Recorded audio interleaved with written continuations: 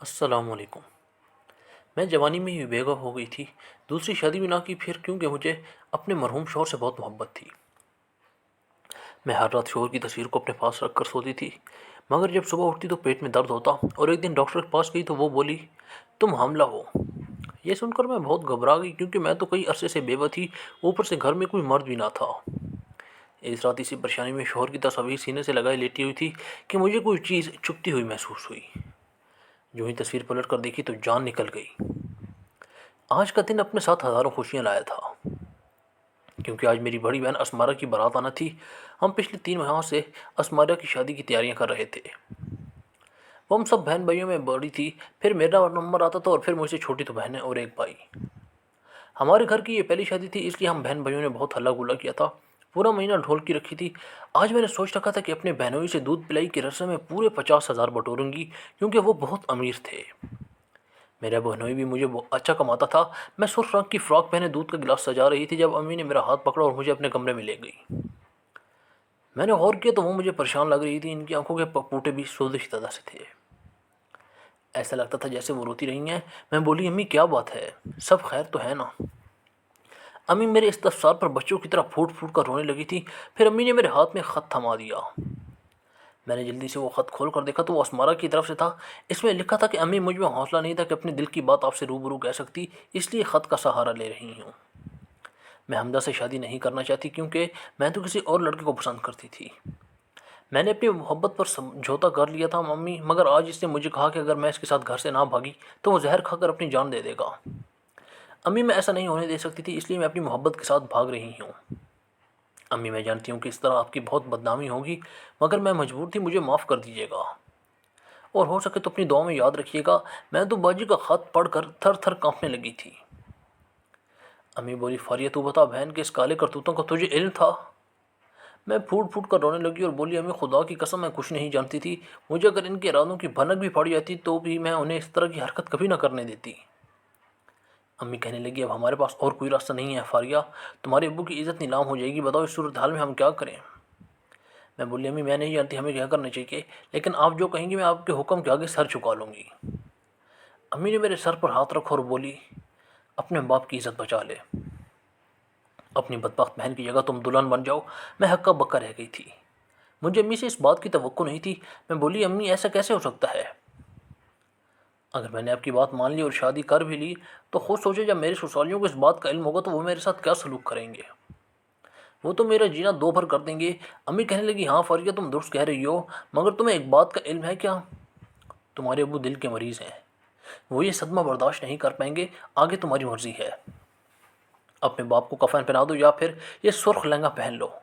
میں نے اس لہنگے کی جانب دیکھا تو آنکھوں سے آنسو بہنے لگے، پھر مجھے اپنے باپ کی خاطر اپنی خوشیوں کی قربانی دینا ہی پڑی تھی۔ اتنی یقین دہانی امی نے مجھے کروا دی تھی کہ میرے سسرالی یہاں کیا گھونگھٹ نہیں ہٹائیں گے۔ میں گھونگھٹ کے اندر چھپی ساری تقریب میں روتی رہی تھی۔ میں تو یہ سوچ بھی نہیں پا رہی تھی کہ جب میرا دولہا گھونگھٹ اٹھائے گا تو وہ میرے ساتھ کیا سلوک کرے گا۔ یقینی طور پر وہ جلاد کی طرح پیش آئے گا، اپنے گھر والوں کو کمرے میں بلا لے گا اور پھر وہ سب مجھ پر لعنت ملامت کریں گے۔ میں روتی رہی تھی۔ خیر میرے ابو نے میرے سر پر ہاتھ رکھ کر مجھے رخصت کر دیا تھا، وہ نہیں جانتے تھے کہ میں اسمارہ نہیں بلکہ فاریہ ہوں۔ خیر میں رخصت ہو کر گھر آ چکی تھی۔ میری ساس مجھے مہمانوں میں بٹھا کر چند رسومات کرنا چاہتی تھی۔ میں نے سر درد کا بہانہ بنایا اور حمزہ سے کہا میں کمرے میں جانا چاہتی ہوں۔ حمزہ نے اپنی والدہ سے کہہ دیا کہ آپ باقی کی رسم صبح کر لیجیے گا، انہیں کوئی اعتراض نہیں ہوا تھا۔ مجھے کمرے میں لا کر بٹھا دیا گیا تھا، میرا دم گھٹنے لگا تھا۔ تھوڑی دیر بعد ہی حمزہ کمرے میں آ گئے تھے، انہوں نے جلدی سے میرا گھونگھٹ پلٹ دیا تھا۔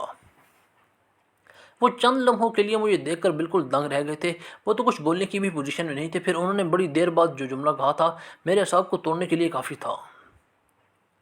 وہ بولے تم تو اسمارہ کی چھوٹی بہن فاریہ ہو نا؟ میں نے اس بات میں سر ہلا دیا تھا۔ وہ بولے تم یہاں کیا کر رہی ہو، اس قدر رو کیوں رہی ہو، کچھ تو بتاؤ مجھے۔ میں روتے ہوئے بولی حمزہ اسمارہ باجی آج گھر سے بھاگ گئی ہیں، ہمیں ان کے متعلق نہیں پتہ تھا وہ کبھی ایسا بھی کر سکتی ہیں۔ امی نے ان کا خط مجھے لا کر دکھایا تھا جس میں انہوں نے کہا تھا وہ کسی اور سے محبت کرتی ہیں، اس لیے اس کے ساتھ گھر چھوڑ کر جا رہی ہیں۔ امی بہت پریشان ہو چکی تھیں، انہیں ابو کی عزت کی فکر تھی، اس لیے میرے سر پر دوپٹہ ڈال کر مجھے رخصت کر دیا۔ حمزہ نے اپنا سر پکڑ لیا تھا۔ وہ بولے اچھا جب مولوی صاحب نے نکاح پڑھایا تو مجھے لگا اسمارہ کی جگہ فاریہ کہہ رہے ہیں، مگر تب میں نے سر جھٹک دیا کہ میرا وہم ہے۔ میں بولی جی امی نے ہی مولوی صاحب سے میرا نکاح پڑھانے کا کہا تھا۔ امی کہنے لگی کہ سب مہمان تو اپنے آپ میں مصروف ہیں، کسی کا نام کی طرف دھیان ہی نہیں جائے گا۔ حمزہ نے سر ہلا دیا تھا۔ پھر وہ بولے تم اس قدر گھبرائی ہوئی کیوں ہو؟ تمہیں یہ رشتہ منظور نہیں تھا کیا؟ میں بولی مجھے نہیں پتہ کہ مجھے یہ رشتہ منظور ہے نہیں، اس وقت جو مجھے چیز ڈرا رہی ہے وہ یہ کہ آپ اور آپ کی فیملی میرے ساتھ کیسا سلوک کریں گے۔ حمزہ کہنے لگے فاریہ تم ایک بہت اچھی لڑکی ہو، اس بات کے ثبوت کے لیے یہی کافی ہے کہ تم نے اپنی بہن کی غلطی کو سدھارنے کے لیے خود کو پیش کر دیا، تم نے اپنے والدین کو رسوائی سے بچا لیا۔ پھر اگر آج بارات خالی واپس لوٹتی تو یقیناً ہماری بھی بہت بدنامی ہوتی، تم نے ہمیں بھی تو بدنامی سے بچایا ہے۔ وہ اب مسکرانے لگے تھے، کہنے لگے فاریہ تم ایک اچھی خاصی پیاری لڑکی ہو، مجھے تمہیں اپنانے میں کوئی مسئلہ نہیں ہے۔ میں تو حمزہ کی باتیں سن کر حیران رہ گئی تھی، کیا کوئی سچ میں اتنا اچھا ہو سکتا ہے؟ میں بھی اب ذرا پرسکون ہو گئی تھی۔ تب حمزہ نے مجھے اپنا موبائل فون دیا اور کہنے لگے لو گھر بات کر لو، اپنی والدہ کو بتاؤ کہ حمزہ کو سچائی کو پتہ چل چکا ہے، وہ پریشان ہوں گی، انہیں دلاسا دو۔ حمزہ کی بات سچ ثابت ہوئی تھی۔ جب میں نے امی کو فون کیا تو رونے لگی تھی، کہنے لگی جب سے تم رخصت ہو کر گئی ہو میں سولی پر لٹکی ہوئی ہوں۔ اچھا وہ تم نے مجھے فون کر کے حالات سے آگاہ کر دیا۔ صبح جب میری اصلیت گھر والوں میں کھلی تو سب سے بہت اعتراض کیا، میری ساس تو کہنے لگی حمزہ اسے ابھی طلاق دے کر گھر سے نکال دو، اس کے والدین کو بھی تو پتہ چلے کہ یہ دھوکہ نہیں چلے گا، رشتہ نہ ہو گیا یوں ہی ہو گیا جیسے ہم منڈی سے سبزی لینے گئے ہوں، دیکھا ہے کچھ اور پیک کر کے کچھ اور دے دیا۔ تب حمزہ نے ہی سب کو پرسکون کر دیا تھا۔ اس نے سب سے کہا کہ مجھے فاریہ اچھی لگی ہے، اگر آپ میں سے کسی نے فاریہ کے ساتھ برا سلوک کیا تو مجھے بہت دکھ ہوگا۔ خیر پھر حمزہ نے بہت بڑا ولیمہ بھی کیا تھا، میرا مان بہت بڑھ گیا تھا۔ ولیمہ کے بعد سب مہمان چلے گئے تھے۔ میں نے محسوس کیا تھا کہ میری ساس ابھی بھی مجھے کچھ کھینچی سی رہتی تھی۔ ہم دونوں کے درمیان سر و دیوار کو بھی حمزہ نے ہی گرایا تھا۔ اس سے اپنی والدہ کو مجبور کیا تھا کہ وہ میرا خیال رکھیں۔ میری ساس کا دل بھی پگھل گیا تھا، اب ہم دونوں بہت اچھی دوستیں بھی ہو گئی تھیں۔ حمزہ کو 3 ماہ کی چھٹی ملی تھی۔ اس 3 ماہ میں حمزہ نے مجھے ہر خوشی دے دی تھی۔ مجھے کبھی گھمانے لے کے جاتے تو کبھی شاپنگ کرانے لے کے جایا کرتے تھے۔ زندگی بہت حسین لگنے لگی تھی۔ پھر حمزہ کی چھٹی ختم ہو گئی تو وہ واپس دوسرے شہر چلے گئے تھے۔ حمزہ کے جانے کے بعد بھی میری ساس سے میرے ساتھ بہت اچھی تھی۔ ایک دن انہوں نے مجھے اپنے پاس بلایا اور کہنے لگی بہو حمزہ 3 ماہ کی چھٹی لے کر آیا تھا، وہ یوں ہی چلا گیا ہے، یا کوئی خوشخبری بھی ہے؟ میں اپنی ساس کی بات سن کر بہت پریشان ہو گئی تھی۔ اس متعلق تو میں نے سوچا ہی نہیں تھا، میں اب تک امید سے نہیں ہوئی تھی۔ میں نے اپنی ساس کو بتایا کہ کوئی خوشخبری نہیں ہے تو وہ کچھ مایوس ہو گئی تھیں۔ کہنے لگو بہو میری بیٹی کی جاب ایسی ہے کہ ان کی شہادت کی خبر کسی بھی وقت آ سکتی ہے، میں چاہتی ہوں کہ میرا بیٹا ہزاروں سال جیے، مگر میں نے اس سے کہہ دیا ہے کہ جہاں فرض کی بات ہے وہ ایک بھی لمحے کی تاخیر کیے بنا جان کی بازی لگا دے، اس لیے میں چاہتی ہوں کہ میرے بیٹے کی نشانی میرے پاس ہو۔ میں اپنی ساس کی بات سن کر لرز گئی تھی۔ میں بولی آنٹی خدا را ایسا مت کریں، میرے دل کو کچھ ہوتا ہے۔ وہ مسکرا دی اور میرے سر پر ہاتھ رکھ کر دعا دی کہ تم سدا سہاگن رہو۔ وہ کہنے لگی کہ بیٹی تم ایسا کچھ کرو کہ کچھ عرصے کے لیے حمزہ کے پاس چلی جاؤ،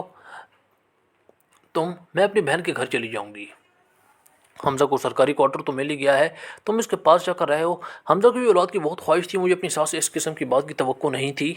مجھے تو لگا تھا کہ وہ ہمیشہ میرے شوہر سے دور رکھیں گی مجھے اور اس کے پاس جانے بھی نہ دے گی، مگر انہوں نے میری اس قیاس آرائی کو غلط ثابت کر دیا تھا۔ میری ساس نے حمزہ کو فون کر کے کہہ دیا تھا کہ وہ مجھے بلانے کے لیے تمام انتظامات کر لیں۔ رات میں مجھے حمزہ کی کال آ گئی تھی، وہ بہت خوش لگ رہے تھے، کہنے لگے لگتا ہے میرے جانے کے بعد تم نے رو رو کر اپنا برا حال کر لیا ہے، جو امی تمہیں میرے پاس بھیجنے پر راضی ہو گئی ہیں۔ میں مسکرا دی تھی۔ وہ کہنے لگے میں نے جب سے یہ خبر سنی ہے کہ تم میرے پاس رہنے کے لیے آ رہی ہو، میں خوشی سے پھولے نہیں سما رہا۔ میں کل تک سارے انتظامات کر لوں گا، پھر آ کر تمہیں لے جاؤں گا۔ مجھے یہ سب خواب کی مانند لگ رہا تھا۔ خیر جو بھی تھا میں بے انتہا خوش تھی۔ میں نے اپنا سارا سامان پیک کر لیا تھا۔ میری ساس بھی مجھے دیکھ دیکھ کر مسکراتی رہی تھی۔ شام میں حمزے کا فون آنا تھا، پھر اس نے مجھے بتایا کہ انتظامات مکمل ہو گئے ہیں یا نہیں۔ شام ہوئی تو حمزہ کے نمبر سے فون آنے لگا تھا۔ میں نے رستے ہاتھوں سے کال اٹھائی، کسی نے ہیلو کیا تھا۔ یہ ہیلو میرے حمزہ کو تو نہیں تھا۔ میں گھبرا گئی تھی۔ میں بولی جی کون؟ دوسری جانب سے آواز آئی، آپ حمزہ کے گھر سے بات کر رہی ہیں؟ میں نے جلدی سے کہا، جی میں ان کی اہلیہ بات کر رہی ہوں۔ فون پر خاموشی چھا گئی تھی۔ پھر سے آواز آئی تھی، آپ کو حمزہ صاحب کی شہادت بہت بہت مبارک ہو۔ یہ الفاظ مجھ پر گولے کی طرح آ کر گرے تھے۔ میں ایک دم سے ڈھہ گئی تھی۔ میری ساس نے جلدی سے میرے ہاتھ سے فون تھام لیا تھا۔ پھر انہیں بھی حمزہ کی شہادت کی خبر سنائی گئی۔ ان کا معاملہ مجھ سے برعکس تھا۔ وہ غم سے ڈھہ نہیں گئی تھی بلکہ سینہ چوڑا کر کے کہنے لگی، مجھے شہید کی ماں ہونے پر فخر ہے۔ اے کاش میرے 10 بیٹے بھی ہوتے تو میں سبھی اپنے بیٹے اس وطن کی مٹی پر قربان کر دیتی۔ اپنی ساس کا یہ جذبہ دیکھ کر میری ریڑھ کی ہڈی میں سنسنی دوڑ گئی تھی۔ میں ان کے گلے لگ کر پھوٹ پھوٹ کر رونے لگی تھی۔ وہ بھی ہچکیاں لے رہی تھیں مگر مجھے رونے سے منع کرتی جا رہی تھیں۔ کہنے لگی، بہو یہ آنسو چھپا لو، غم نہ کرو، یہ نہ ہو کوئی اور عورت تمہارے آنسو دیکھ کر گھبرا جائے اور اپنے شوہر کو نیک مقصد کی خاطر جان دینے سے روک دے۔ میں تو ان کے حوصلے کو دیکھ دیکھ کر حیران ہوتی جا رہی تھی۔ آخرکار ایک دن کے بعد میرے حمزہ کو گھر لے آیا گیا تھا۔ اسے بہت شان و شوکت کے ساتھ دفن کیا گیا تھا۔ میں خوش تھی کہ میں ایک شہید کی بیوہ تھی، مگر دل تھا کہ سنبھلتا ہی نہیں تھا۔ وہ اس صدمے سے باہر ہی نہیں آ رہا تھا۔ حمزہ بہت اچھے انسان تھے۔ انہوں نے میری عزت کی حفاظت کی تھی۔ انہوں نے مجھے لوگوں کے سامنے رسوا ہونے سے بچا لیا تھا۔ انہوں نے میرے ماں باپ کی لاج رکھی تھی۔ پھر میں کیسے نہ اس انسان سے محبت کرنے لگتی۔ میں نے اپنی ساس سے کہہ دیا تھا کہ میں حمزہ کے بعد آپ کا سہارا بنوں گی۔ میں گھر سے نکل کر آپ کے لیے کماؤں گی، مگر میرے کمانے کی نوبت ہی نہیں آئی تھی، کیونکہ حمزہ کی پینشن آنے لگی تھی۔ گھر کا خرچ چل رہا تھا۔ اب ہم دونوں عورتیں گھر میں مردوں کی طرح گھومتی رہتی تھیں۔ کبھی کبھار ایک دوسرے سے بات کر لیا کرتی تھی۔ میری ساس اکثر کہتی تھی کہ کاش حمزہ کا وارث تمہاری کوکھ میں پل رہا ہوتا تو ہمارے گھر میں اتنی اداسی نہ ہوتی۔ میں بھی یہی سوچتی رہی کہ کاش حمزہ جانے سے پہلے مجھے اپنا وارث دے کر جاتے۔ خیر یوں ہی وقت گزرتا گیا اور میری عدت پوری ہو گئی تھی۔ تب میرے والدین مجھے اپنے ساتھ لے جانے کے لیے آئے تھے۔ امی نے میری ساس سے ہاتھ جوڑ کر معافی مانگی تھی اور ساتھ یہ بھی کہا تھا کہ آپ میری بیٹی کو دوسری شادی کی اجازت دے دیں۔ اس نے 3 مہینے کی شادی شدہ زندگی گزاری ہے۔ آگے پہاڑ جیسی لمبی زندگی ہے۔ کل کل کو ہم بھی گزر گئے اور آپ کو بھی کچھ ہو گیا تو میری جوان بیٹی کو جو بھیڑیے نوش کھائیں گے۔ میری ساس نے میرے سر پر ہاتھ رکھا اور کہا، جب میری بیٹی کی شادی کیجیے گا تو مجھے بھی ضرور بلوائیے گا۔ میری امی بہت خوش ہو گئی تھی مگر میں ان کے ساتھ جانے سے انکار کر دیا تھا۔ میں بولی، امی حمزہ نے جانے سے پہلے مجھ سے وعدہ لیا تھا، وہ مجھے کہہ کر گئے کہ تم میری والدہ کا بہت خیال رکھنا۔ امی میں اپنے مرحوم شوہر کا حکم نہیں ٹال سکتی۔ میں اپنی ساس کو چھوڑ کر کبھی نہیں جاؤں گی۔ پھر ابو اور امی نے ایڑی چوٹی کا زور لگا لیا تھا مگر ان کے ساتھ نہیں گئی تھی میں۔ میرے پاس زندگی بسر کرنے کے لیے حمزہ کی بہت سی یادیں تھیں۔ میں ہر شب حمزہ کی تصویر کو گلے لگا کر سوتی اور ان سے ڈھیروں باتیں کیا کرتی۔ یوں ہی میری زندگی کے 3 برس بیت گئے۔ میری ساس بہت زیادہ بوڑھی ہو چکی تھی۔ میں ان کا بہت خیال رکھا کرتی تھی مگر اب کچھ دنوں سے میری خود کی طبیعت ٹھیک نہیں رہتی تھی۔ میری ساس بھی مجھ سے کہنے لگی تھی کہ فاریہ تم بالکل بھی اپنا خیال نہیں رکھتی، دیکھو تو کتنی کمزور ہو گئی ہو۔ میں ان کی بات ہنس کر ٹال دیا کرتی تھی۔ ایک دن میری ساس کہنے لگی، فاریہ میں بہت زیادہ بوڑھی ہو چکی ہوں، میری زندگی کا کوئی بھروسہ نہیں ہے، تم میری بچی شادی کر لو، کہیں ایسا نہ ہو جب میں مر کر حمزہ کی روبرو جاؤں تو وہ مجھے دیکھ کر منہ پھیر لیں اور مجھ سے یہ سوال کریں کہ آپ میری بیوی کو کس کے پاس چھوڑ کے آئی ہیں۔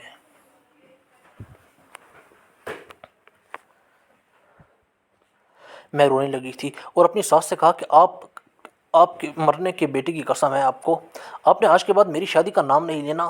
میری ساس اپنا سر پیٹ کر رہ گئی تھی۔ اب میری طبیعت ہر وقت خراب رہنے لگی تھی۔ جی گھبرایا رہتا تھا، ہر وقت جی متلاتا تھا مگر اپنی اس بیماری کو نظر انداز کر دیتی، لیکن یہ سب کچھ میری ساس کی زیر نگاہوں سے بچ نہیں سکا تھا۔ وہ کہنے لگی، میری بیٹی تم بہت کمزور ہوتی جا رہی ہو، میں تمہاری وجہ سے بہت فکر مند ہوں، تم چلو میرے ساتھ، میں تمہیں ڈاکٹر کے پاس لے چلوں۔ میں نے انکار کر دیا تھا مگر آج تو میری ساس بچوں کی طرح ضد کرنے لگی تھی۔ وہ کہنے لگی، میں تمہیں ہر حال میں اپنے ساتھ لے کر جاؤں گی، اور وہ مجھے ڈاکٹر کے پاس لے گئی تھی۔ ڈاکٹر نے میرے کچھ ٹیسٹ کیے اور میرا چیک اپ کرنے کے بعد بولی، بہت بہت مبارک ہو، آپ تو حاملہ ہیں۔ یہ بات سن کر میں اور میری ساس دونوں ہکا بکا رہ گئی تھی۔ ہم نے ایک دوسرے کی جانب دیکھا تھا۔ ڈاکٹر ادویات کا بتاتی رہی اور احتیاط کا کہتی رہی، مگر میرے پلے اس کی کوئی بات نہیں پڑ رہی تھی۔ میرا دماغ تو اسی بات پر الجھ گیا تھا کہ یہ کیسے ممکن ہو سکتا ہے کہ میں حاملہ ہوں۔ خیر، ہم دونوں ساس بہو گھر آ چکی تھی۔ سارا راستہ ہی ہم دونوں چپ رہی تھی۔ اب گھر آ کر میری ساس نے میرے سر پر ہاتھ رکھا اور بولی، بیٹی اس بچے کے باپ کو فون کر کے بلا لو، میں تم دونوں کا نکاح کروا دوں گی۔ اگر تم اس بات کا خوف ہے کہ میں تنہا رہ جاؤں گی، تم ایسا مت کرنا، میرے لیے کسی ملازمہ کا انتظام کر دینا، اللہ کا دیا ہوا سب کچھ ہے ہمارے پاس، پھر فکر کی کیا بات ہے۔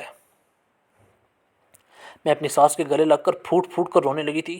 میں بولی، آنٹی، حمزہ میری زندگی میں آنے والا پہلا اور آخری شخص تھا، اس کے بعد میں نے کبھی کسی آدمی کے متعلق سوچا بھی نہیں ہے، شاید ڈاکٹر جھوٹ بول رہی ہے۔ میری ساس مسکرانے لگی تھی اور بولی، بیٹی گھبرانے کی ضرورت نہیں ہے، تم جوان جہاں لڑکی ہو، میں جانتی ہوں کہ تمہیں زندگی بسر کرنے کے لیے سہارے کی ضرورت تھی۔ اچھا ہوا تم نے ڈھونڈ لیا۔ بیٹی میں تمہیں غلط تو نہیں کہہ رہی، پھر تم کیوں گھبرا رہی ہو؟ میں کچھ کہے بنا کمرے میں گئی اور قرآن پاک اٹھا کر لے آئی تھی۔ میں بولی، اس کتاب پر ہاتھ رکھ کر کہتی ہوں کہ میں کسی مرد سے نہ تو ملی اور نہ ہی بات کرتی ہوں۔ اب میری ساس بھی پریشان ہو چکی تھی۔ وہ کہنے لگی، یہ تو بہت فکر کی بات ہے، نہ جانے ہمارے گھر پر کون نقب لگا جاتا ہے۔ اب میں اور میری ساس دونوں ہی بہت پریشان ہو چکی تھیں۔ میری ساس کہنے لگی، بیٹی ہمیں مجرم کو لازمی ڈھونڈنا ہے۔ آج شب نہ تم سو اور نہ ہی میں سوؤں گی، پھر دیکھتے ہیں کہ یہ سب کس کا کیا دھرا ہے۔ خیر، رات ہوئی تو میں پلان کے مطابق اپنے شوہر کی تصویر سینے پر رکھ کر سونے کا ناٹک کرنے لگی تھی۔ تقریباً رات کے 12 بجے مجھے ایسا محسوس ہوا تھا جیسے کوئی شخص میرے کمرے میں داخل ہوا ہے۔ میں نے جلدی سے آنکھیں کھول کر دیکھی اور اٹھ کر بیٹھ گئی۔ تب مجھے ایک رومال نظر آیا جو آنے والا شخص میری ناک پر رکھ کر مجھے بے ہوش کرنے والا تھا، مگر میں اٹھ کر بیٹھ چکی تھی۔ سامنے نظر پڑی تو میں دنگ رہ گئی تھی۔ زمین و آسمان کی گردش رک گئی تھی۔ وہ کوئی اور نہیں بلکہ میرا اپنا شوہر تھا۔ میرے سامنے حمزہ کھڑا تھا۔ تبھی میرے کمرے کا دروازہ پھر سے کھلا تھا اور میری ساس بھی کمرے میں آ گئی تھی۔ وہ بھی حمزہ کو دیکھ کر دنگ رہ گئی تھی۔ وہ بھاگ کر آئی اور حمزہ کے گلے لگ گئی تھی۔ وہ کہنے لگی، حمزہ تم کہاں رہ گئے تھے، جبکہ میں تو کچھ بول ہی نہیں پا رہی تھی۔ میں سن سی بیٹھی ہوئی تھی۔ حمزہ ٹھہر ٹھہر کر بولنے لگا تھا۔ وہ کہنے لگا، میاں آپ تو جانتی ہیں نا کہ میں ایک جاسوس ہوں۔ میں ملک کی خاطر دشمنوں اور باغیوں کی جاسوسی کرتا تھا۔ جن دنوں میری شادی ہوئی تھی، ان دنوں اللہ حکام کو پتہ چلا کہ ہمارے ملک میں دشمن داخل ہو چکے ہیں جو اہم رازوں کو حاصل کر کے ملک میں شر اور فساد پھیلانا چاہتے تھے۔ میں ایک ماہر جاسوس تھا، اس لیے مجھے واپس ڈیوٹی پر بلوا لیا گیا تھا۔ سب کچھ ٹھیک ٹھاک چل رہا تھا، مگر پھر آپ نے یہ فیصلہ کیا کہ فائزہ کو میرے پاس بھیج دینا ہے، اس لیے مجھے اپنی موت کا جھوٹا ناٹک کرنا پڑا تھا۔ امی، میرے ساتھ جو لڑکا اس ٹاسک میں شامل تھا وہ شہید ہو گیا تھا۔ اس کے آگے پیچھے کوئی نہیں تھا، اس کا پورا چہرہ بھی جھلسا ہوا تھا، اس لیے میں نے یہ کہلوا دیا تھا کہ وہ میری لاش ہے، کیونکہ اس ٹاسک میں میرے بچنے کے امکانات بہت کم تھے اور یہ بھی ہو سکتا تھا کہ میری لاش بھی آپ کو نہ ملتی۔ میں نے اپنی طرف سے لاش بھجوا کر کام تمام کر دیا تھا، لیکن میری خوش قسمتی یہ کہ ٹاسک بھی مکمل ہو گیا اور میں بھی بچ گیا۔ اب میں واپس آنا چاہتا تھا، مگر آپ دونوں سے شرمندہ تھا، سمجھ نہیں آتا تھا کہ کیا کروں۔ بس پھر میں نے یہ پلان کیا، جب فارغہ حاملہ ہو جائے گی تو آپ لوگ بچے کے باپ کو تلاش کرتے کرتے مجھ تک پہنچ جائیں گے۔ وہی ہونا، امی آپ کو بہت بہت مبارک ہو، آپ دادی بننے والی ہیں۔ وہ دونوں ماں بیٹا بہت خوش تھے۔ پھر میری ساس کمرے سے چلی گئی تو حمزہ میری جانب متوجہ ہوا۔ وہ مسکرا کر بولا، مجھے معاف نہیں کرو گی؟ میں چیخنے لگی تھی۔ میں بولی، میں نے 3 سال بیوگی کا عذاب سہا، کیا وہ قابل معافی ہے؟ میں نے اپنی زندگی کے 3 خوبصورت سال غم کی نظر کر دیے، کیا یہ کام ہے؟ حمزہ کہنے لگے، تم ہو چیز میں حق بجانب ہو، مگر فاریہ ایک بار میں نے تمہیں اپنایا تھا جب تم بہت گھبرائی ہوئی تھی، آج میں گھبرایا ہوں، تم مجھے اپنا لو۔ حمزہ کی اس کے بعد بات کہنے کے بعد میں کچھ کہنے کے قابل ہی نہیں رہی تھی۔ میں نے انہیں معاف کر دیا تھا۔ آج میں حمزہ جیسے خوبصورت بیٹے کی ماں بن چکی ہوں۔ یہ دن میری زندگی کا سب سے خوبصورت دن ہے۔ یہ وقت ہم نے بہت محبتوں میں گزارا تھا۔ میں اللہ کی شکر گزار ہوں کہ اس نے میرا شوہر مجھے واپس لوٹا دیا اور اس کی غیر موجودگی میں میرے قدموں کو بہکنے سے روک لیا تھا، ورنہ شاید آج میری قسمت میں یہ خوشیاں نہ ہوتیں۔